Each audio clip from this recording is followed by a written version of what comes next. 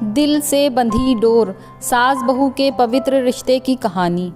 सुजाता ने अपने बेटे नील के लिए लड़की ढूंढने के लिए सभी रिश्तेदारों दोस्तों से कह दिया था। उसे एक बहुत अच्छी लड़की की तलाश थी। अपने पति राघव से इसी बात की चर्चा करती थी कि जब दुल्हन इस घर में आएगी तो घर कितना खुशहाल हो जाएगा। चांद सा टुकड़ा लाऊंगी अपने राजकुमार के लिए। नील से भी बार बार पूछती थी कि लड़की तुम्हें कैसी चाहिए, पर नील हंसकर टाल देता। क्या मम्मी, अभी कहाँ, मुझे बहुत कुछ करना है। उम्मीद नहीं थी कि नील फ़ोन पर अपनी पसंद की लड़की को चुनकर उसके सामने रिश्ते का प्रस्ताव ले आएगा। सुजाता के लिए ये एक बहुत बड़ा धक्का था। शाम को 2 कप चाय के साथ सुजाता अपने पति के पास बालकनी में बैठ गई। राघव ने पूछा, क्या हुआ सुजाता, आज चीनी डालना भूल गई चाय में? अच्छा। सुजाता का ध्यान विचारों से हटकर चाय की तरफ गया। मैंने ध्यान ही नहीं दिया, अभी लाती हूँ। सुजाता चाय के लिए चीनी ले आई और चाय के कप में घुमाकर मिलाती जा रही थी। पता नहीं कैसी होगी नील की पसंद, हमसे घुलेगी मिलेगी कि नहीं, मन ही मन अधेड़ उनमें लगी थी। राघव ने कहा, बड़ी चुप चुप हो, क्या बात है? नहीं, ऐसा कुछ नहीं है। आज सुबह नील का फ़ोन आया था। उसने बताया कि माँ, आपको लड़की देखने की ज़रूरत नहीं है, मैंने लड़की पसंद कर ली है। सुजाता के पति को जब उसने नील से हुई बातचीत के बारे में बताया तो वो पूछने लगे, अच्छा कौन है लड़की, कहाँ से है, क्या करती है, कुछ पूछा नहीं तुमने? सुजाता ने जवाब दिया, नहीं, मैंने सोचा मिलकर बात करेंगे, कल आ रहा है। अगले दिन नील की पसंद का नाश्ता खाना बनाकर फुर्सत से जैसे ही बैठी तभी नील आ पहुंचा। आते ही मम्मा मम्मा करते हुए गले से लिपट गया। क्या बात है, आज बड़ा खुश है? सुजाता ने बोला। इस पर वो कहने लगा कि मैंने आपको माही के बारे में कल बताया था, ये देखिए, ये उसकी फ़ोटो। कुछ घबराई नज़रों से फ़ोटो को देखने लगी। लड़की अच्छी लगी, वैसे भी ना कहने का तो सवाल ही नहीं उठता था, नील की पसंद जो थी। पर अपने लिए इसी तरह से रिश्तेदारों में जान पहचान की लड़की देखने की उसकी इच्छा हमेशा रही थी। राघव ने सुजाता को इस बात के लिए पहले ही समझा दिया था कि नील को ही ज़िंदगी बितानी है, नील की पसंद ही माननी चाहिए। इस तरह से सुजाता भी अपने मन को समझा चुकी थी। अपने बेटे की खुशी में खुश रहना चाहती थी। कैसी है मम्मा? नील ने उत्सुकता से पूछा। प्यारी है, कहाँ रहती है, क्या करती है? सुजाता ने जवाब देते हुए उसे कई सवाल कर डाले। माँ, मेरी कंपनी के पास एक कंपनी है, उसमें जॉब करती है।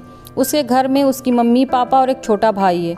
आपसे मिलवाना चाहता हूँ। नहीं बेटा, तुमने पसंद कर ली तो हमने पसंद कर ली, उसके पापा ने कहा। उसके मम्मी पापा से बात कर लो, फिर इस रिश्ते को आगे बढ़ाएंगे। नील ये सुनकर बहुत खुश हुआ और माही के मम्मी पापा का नंबर तुरंत अपने मम्मी पापा को दे दिया।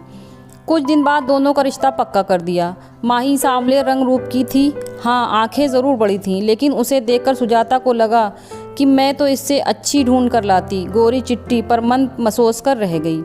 सगाई धूमधाम से हुई, शादी भी हो गई, पर सुजाता को चिंता थी कि कोई मेहमान बहू के सांवले रंग पर ना कुछ बोल दे। लेकिन उसने देखा माही के चेहरे पर एक मुस्कान रहती थी। दुल्हन थी माही, पर फिर भी सबका ध्यान रख रही थी।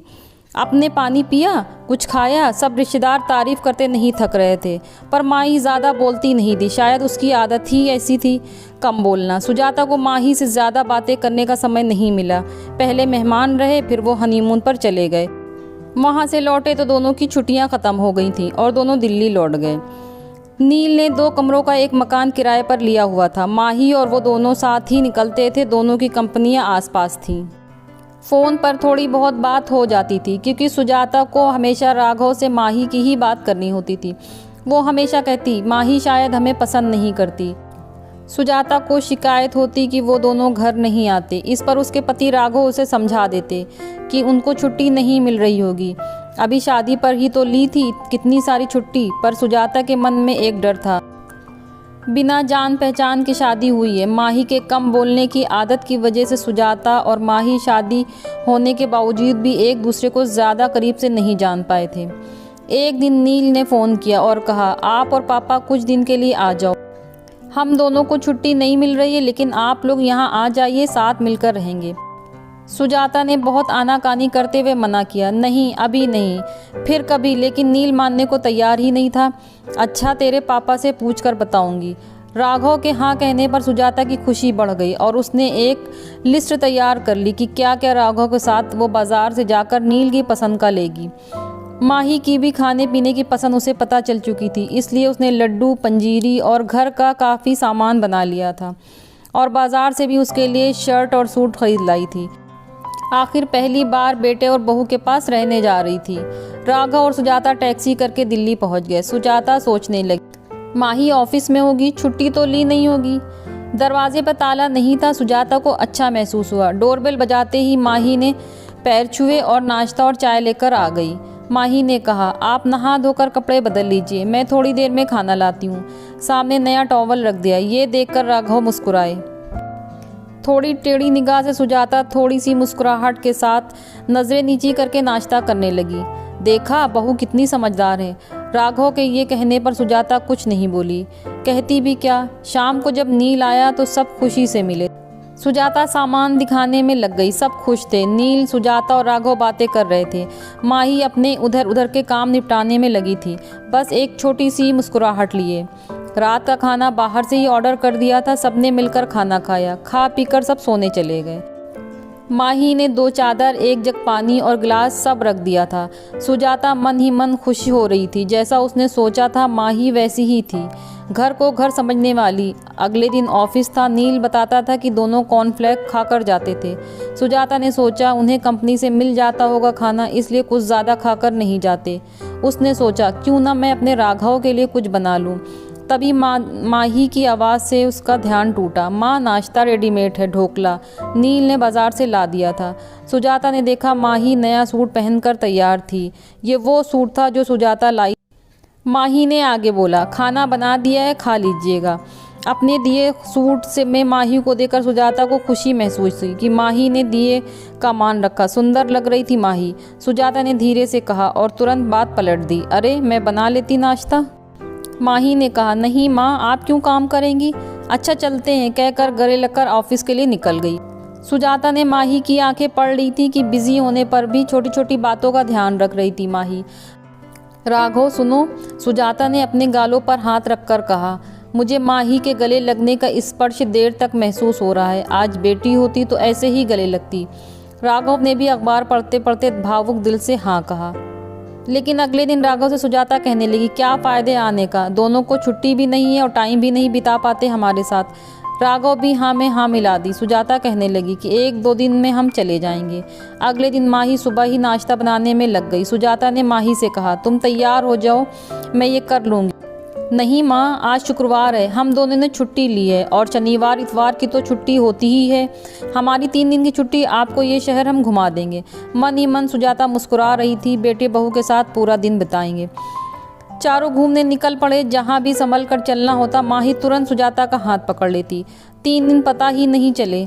अगले दिन सुजाता सुबह ही उठकर रसोई में आ गई। माही तुरंत बोली, मम्मी जी कुछ चाहिए? नहीं, सुजाता ने कहा, मैं तो इसलिए चली आई कि दोनों मिलकर काम करेंगे, सब काम जल्दी हो जाएगा। ये सुनकर माही मुस्कुरा दी। दोनों ने मिलकर नाश्ता बनाया और माही ऑफिस के लिए तैयार हो गई।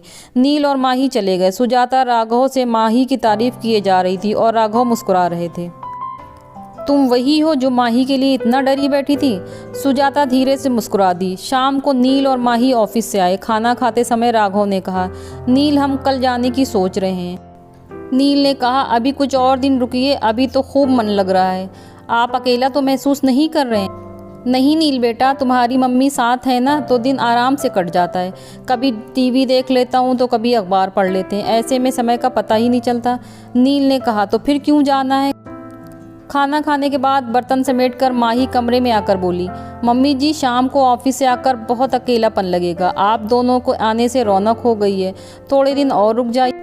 या मैं तो कहती हूँ कि आप हमारे साथ ही रहिए। वैसे भी जब पापा जी रिटायर हो गए हैं तो कोई काम नहीं। आप दोनों का ध्यान हम पास में रहकर ज़्यादा अच्छे से रख पाएंगे। जो माही बोलती नहीं थी वो आज बड़ी बड़ी बातें कर रही थी। राघव और सुजाता एक दूसरे को देखकर मुस्कुरा रहे थे।